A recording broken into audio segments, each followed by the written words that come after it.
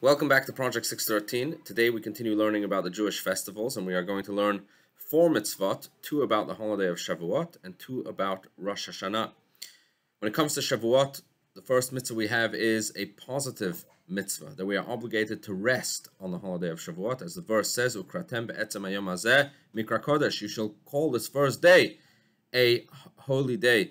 And as we've already learned, the term mikra kodesh in the Torah is a reference to resting on a holiday, just like we have to rest on Shabbat, where we have to rest from the 39 categories of forbidden work, so too on a holiday. And as we've already learned when it comes to Shabbat and Yom Kippur and Pesach, so too when it comes to Shavuot.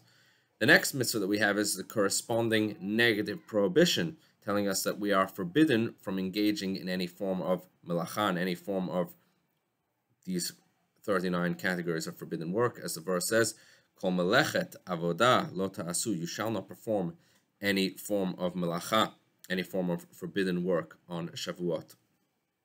Now, when it comes to Shavuot, there's something interesting, different than when it comes to all the other festivals, in that it's the only festival that the Torah doesn't actually give us a date of when this festival is. See, when it comes to Pesach, the Torah tells us it's on the 15th day of the month of Nisan. When it comes to Sukkot, the Torah tells us it's on the 15th of Tishrei. Rosh Hashana on the 1st of Tishrei. Yom Kippur on the 10th of Tishrei.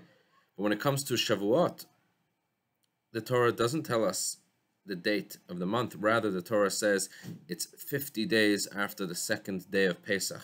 That's the only way we know when Shavuot is. We count the 49 days of the Omer, starting from the second day of Pesach, and after that, on the 50th day, we have the holiday of Shavuot.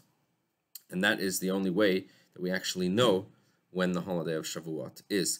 There are actually many specific halachic ramifications that result from this, but that's to be discussed at a different opportunity.